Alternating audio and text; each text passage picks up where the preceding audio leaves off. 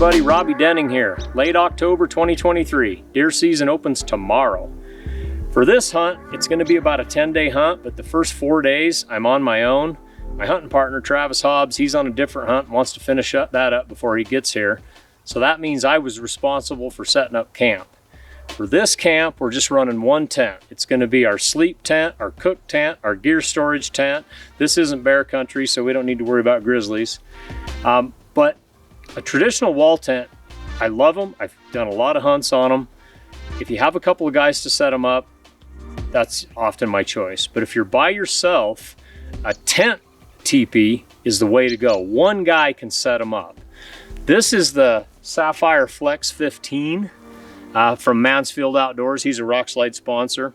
I did a review on his Sapphire 9-man tent back in 2017. It's on our YouTube channel. So I've been around the tents enough to know they're durable. You know, they're gonna provide everything that you need. But we went with the 15 for this one because there's going to be 2 of us here. And again, everything's going to be in the tent for this hunt. It's supposed to be 0 degrees here in a couple days and 6 inches of snow, so we won't want to have any gear outside.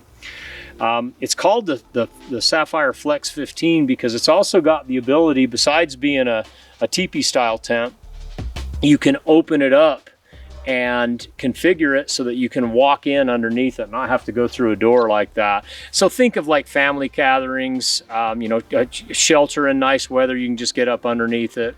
You're also able to run an open fire in those. I'll show you that when I get in there. So being able to flex it between a teepee style tent that's very, very weatherproof and then an open canopy, that's why they call it the Flex. Another advantage to a teepee style tent is how weatherproof they are. With traditional wall tent, you don't have as much pitch, so they don't shed the water as well, and you typically have to put a plastic tarp over them. And again, if one guy's by himself, that's pretty tough to do. Where they've got so much pitch on them, they really shed water. And when I ran that Sapphire 9, I didn't have any leakage. I ran it through at least one really wet snowstorm that year. And then with all the other teepee style tents I've stayed in, I just know they shed water really well. Because it's a lightweight canvas, it's very breathable. You're not gonna get any condensation in there. As far as the size, the 15-man has a 20-foot diameter in the floor. That's huge. And that means it's got a 9x9 space that you can walk around in without touching the top. So just imagine a 10x10 wall tent almost fits inside of that. And then you've got 10 more feet out and around it to put your kitchen, your cot, gear storage. That camera doesn't have a fisheye lens on it, so it doesn't do it justice, but I'll take you in there and show you what it'll do. Okay, so getting a little dark in here, but there's my cot right there.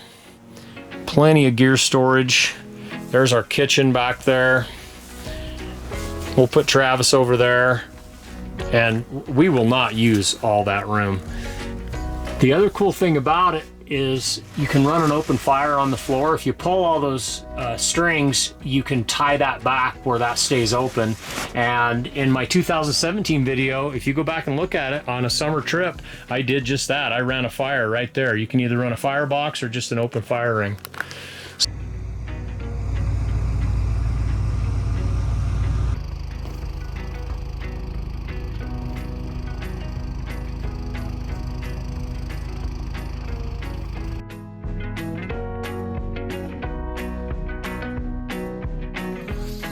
Okay, day 9. Had every weather condition you would want in testing a tent. The first day I got it set up, it was nice and sunny like it is today. The next day we got a half a day of rain, and then it turned over to snow that night. Put down 6 inches of heavy wet snow. That snow stuck around for another day. Then it got down to 7 degrees 2 mornings in a row. And then it warmed up midweek. And now, as you can see, we've lost most of our snow. Now it's 50, 60 degrees. So we've had ultra cold, ultra wet, and pretty warm. And as predicted, it did just fine. With those steep slopes, it shed the snow really, really well.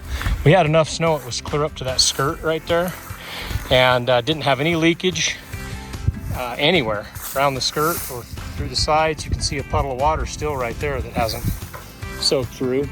And then when it warmed up, it got quite warm in the tent midday, you know, when you come back for lunch. And even though we didn't run the open fire in here, we just did buddy heaters. I found the cap, being able to lift the cap was really useful because you could ventilate during the day when it was hot, but also because it was our cook tent, you always get smoke when you're cooking. So that was nice to be able to let that out. So really a handy feature, even if you never use it for an open fire. So my partner showed up after a couple days. See plenty of room for 2 guys in the Safirflex 15. You get pretty junky after a week of hunting, but can't see enough good about it. There was one issue with the zipper. Right here, where the zipper, when you zip, you come down and the bottom of the skirt touches the ground right there. That zipper got really dirty, muddy, frozen snow, and I had to clean it one day and lube it with chapstick just to keep it flowing. And it's been fine since. I've not had a problem since. So great tent. Can't say enough good about it. Safirflex 15. You get them through Mansfield Outdoors. Tell Tom at Mansfield Outdoors that Rockslide sent you if you want to check one out.